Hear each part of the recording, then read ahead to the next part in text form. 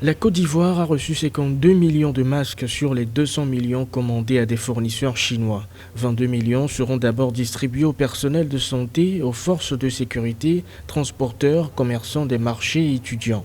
Toutefois, la distribution de masques gratuits à l'ensemble de la population n'est en revanche pas encore à l'ordre du jour. Au 7 mai, la Côte d'Ivoire compte 1516 cas testés positifs au Covid-19 et 721 guérisons.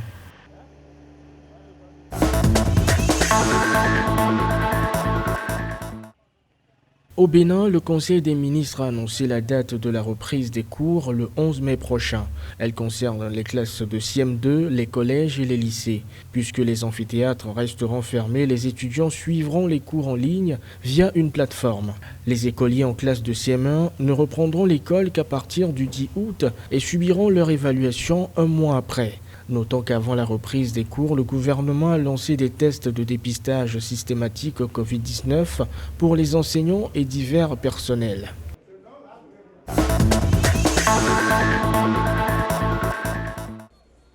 Le ministère nigérian des Affaires étrangères a annoncé le rapatriement de ses ressortissants bloqués à l'étranger à cause de la pandémie de coronavirus. Un premier groupe de 265 Nigérians devrait rentrer de Dubaï à Lagos par un vol d'Emirates Airlines, puis un autre groupe de 300 personnes en provenance de Londres et un autre groupe de Nigérians en provenance de New York serait attendu. Rappelons que le premier cas de coronavirus détecté était un Italien arrivé à Lagos en février. Depuis, 2950 cas ont été officiellement répertoriés, dont 98 mortels.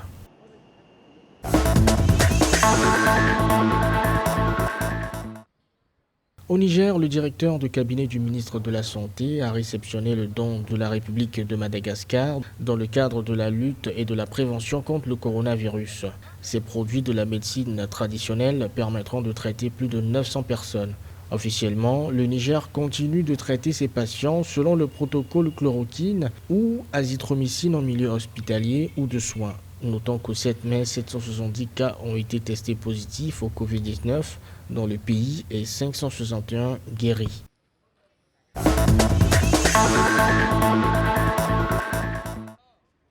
Selon le ministre égyptien des Finances Mohamed Maït, l'année budgétaire actuelle 2019-2020 devra se terminer avec un déficit budgétaire total compris entre 7,8 et 7,9% en raison de la crise du coronavirus. Selon le ministre, le gouvernement avait prévu un déficit de 7,2% pour un budget en cours avant le début de la crise sanitaire. Mohamed Maït a également indiqué que le projet de budget pour l'année fiscale 2020-2021 fera ressortir un déficit en baisse à 6,2%.